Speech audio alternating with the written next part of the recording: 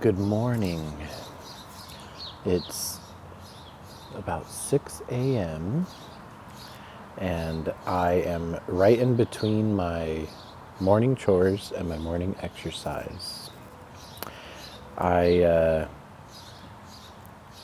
have been thinking a lot about my grandpa's legacy and how he was able to change his family tree. He came from a family of adversity, and he was able to raise successful children and teach his children and grandchildren how to be much healthier mentally. So I decided that was his legacy. And so I wanted to write down in my journal what he taught me, some things that my dad taught me, and what I have learned in my own life, and make sort of a crash course on mental health. Now, I am not an expert on mental health, but these are more of family traditions and my own personal experience. So,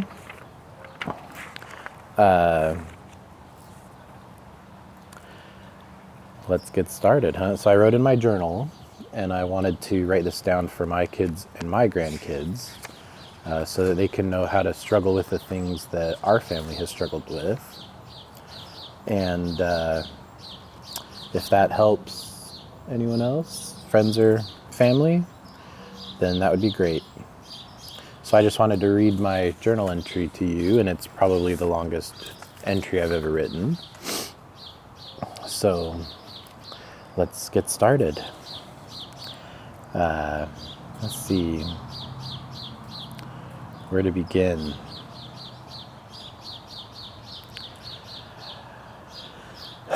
So a big problem that has been in my family tree is alcoholism.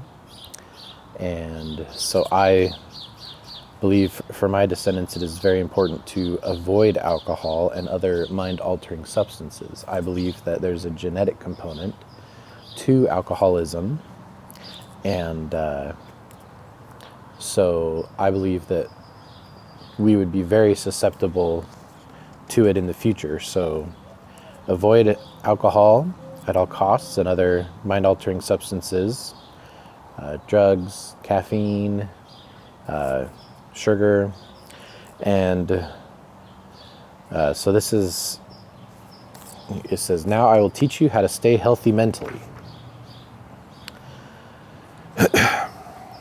Body, mind, and spirit. These three things are all connected. Any change in one affects the other two.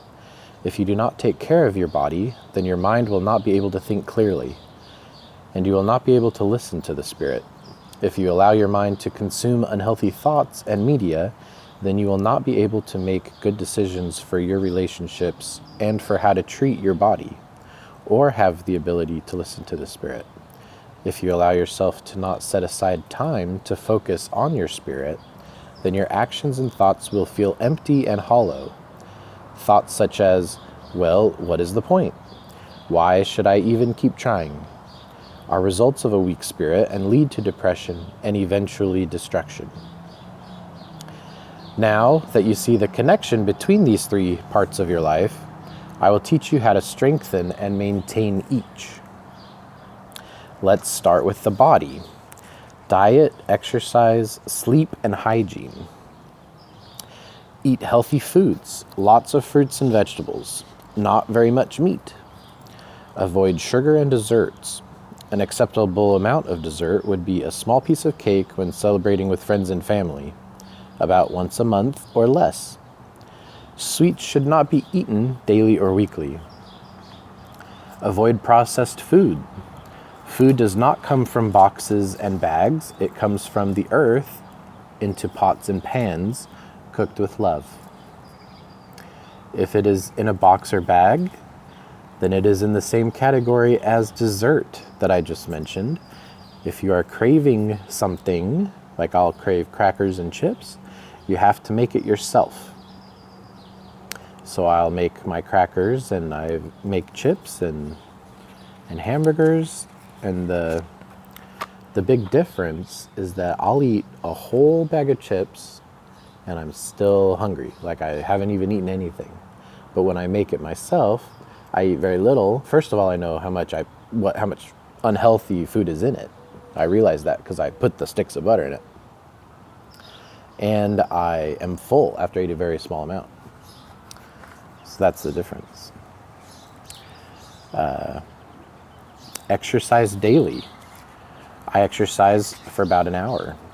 I try to get resistance training and aerobic exercise. I lift weights in the morning and try to do some biking and jogging later in the day. And lots of walks. I can walk alone, with family, or with friends. I like to drink my morning vegetable shake when I'm on a walk. Sunday is the day of rest, and I do not exercise on Sunday. Get enough sleep. Get to sleep early enough that you can wake up early and feel rested and refreshed. It is important to get up early and spend the early hours outside so that the early light can get into your eyes. Getting the daily rays from sunshine is crucial to preventing depression. This is an appropriate time to exercise, read, or garden. If you live somewhere in a cold climate, then you are going to be cold. No exceptions. I don't have much to say about hygiene other than taking care of how you look affects how you feel. If you are clean, well-groomed, and wearing nice clothes, then you feel better about yourself, are more confident, and able to approach people to maintain relationships.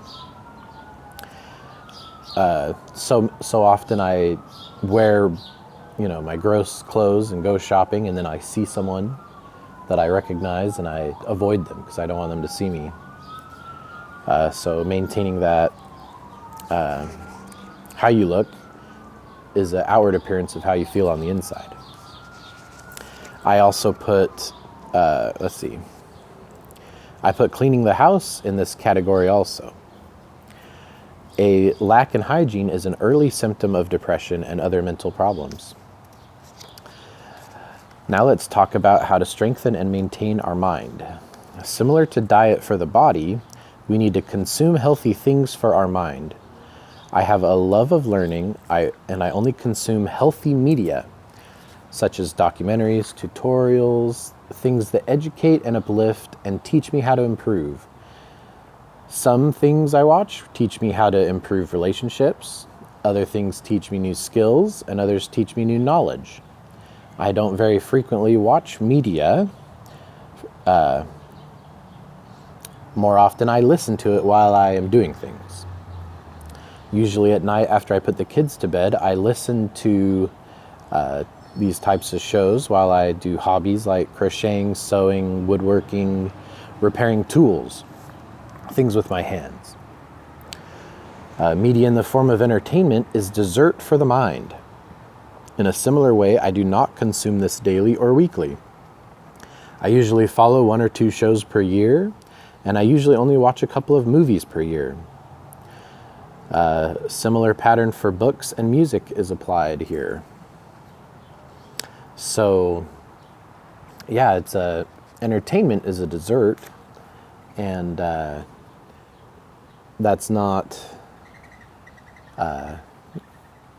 in my opinion, it's a waste of time and not good for the mind. Now let's talk about what our minds produce. This is like exercise for our minds. Our minds make thoughts, and this is how we talk to ourselves. What we say and write is how we talk to others. When we talk to ourselves, it is important to think happy, optimistic, and grateful thoughts. When I get discouraged, I say mean things to myself. This can turn into a self-deprecating spiral. Depreciating? I don't know that word. If allowed to continue for days, weeks, and months, it can lead to severe depression that is difficult to climb out of. Grandpa Lyle called this stinking thinkin'. So no stinking thinking. Catch yourself and try to look for the solution instead of looking for the problem. Change the thought into something optimistic or grateful. A similar pattern for how we talk to others. If you find yourself saying negative things, catch yourself and turn it positive. In a similar way that sleep is good for the body and mind, self-expression is good for the mind and soul. Produce art, music, and crafts. Find hobbies, something that resonates with you. When I'm sad or having feelings that are difficult to express, I like to play piano and make music. Drawing, painting, singing, and dancing are other great forms of self-expression.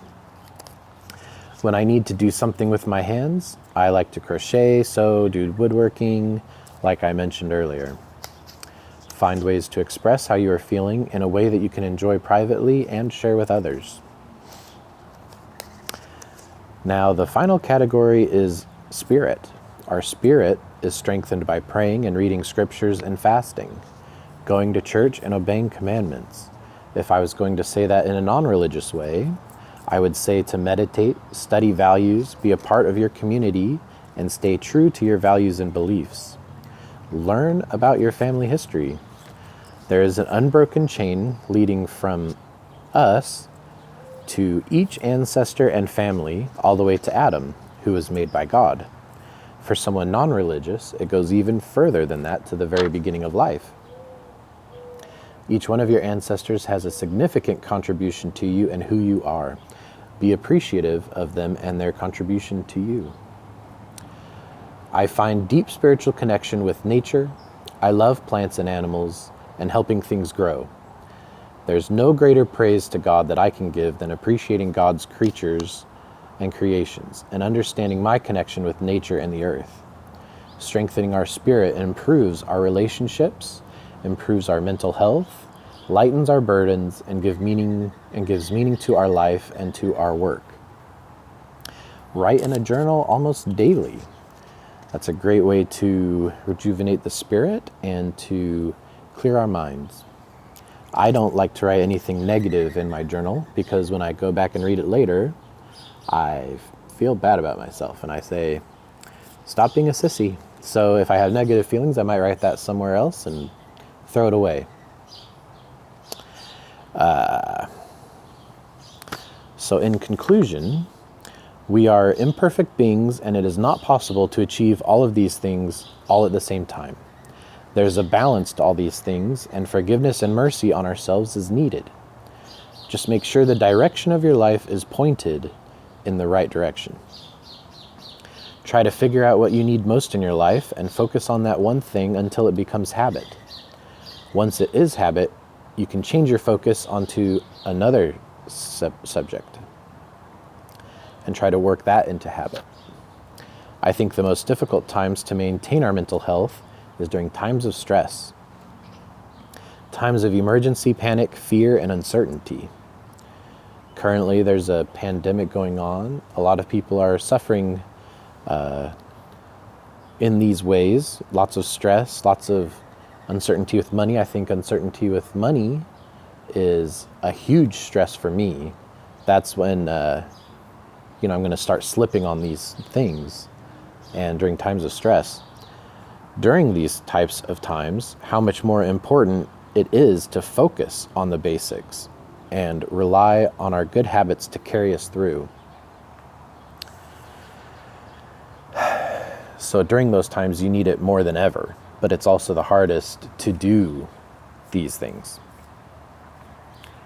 So it helped. That's nothing else I can say about that.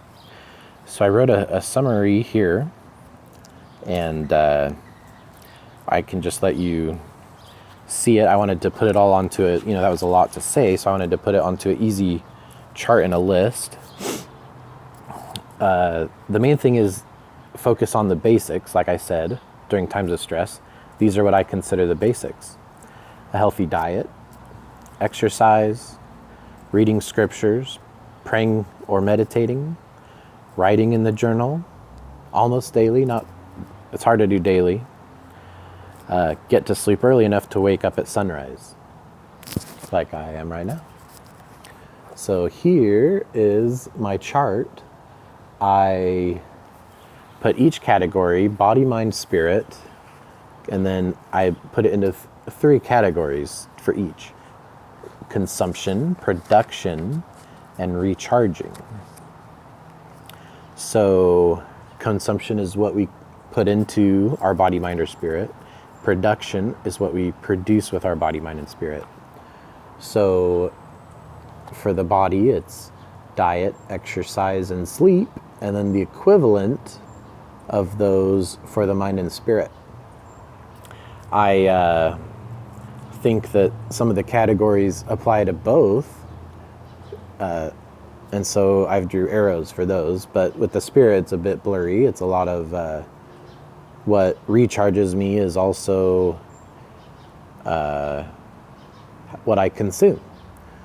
So those, it's kind of blurry in that category.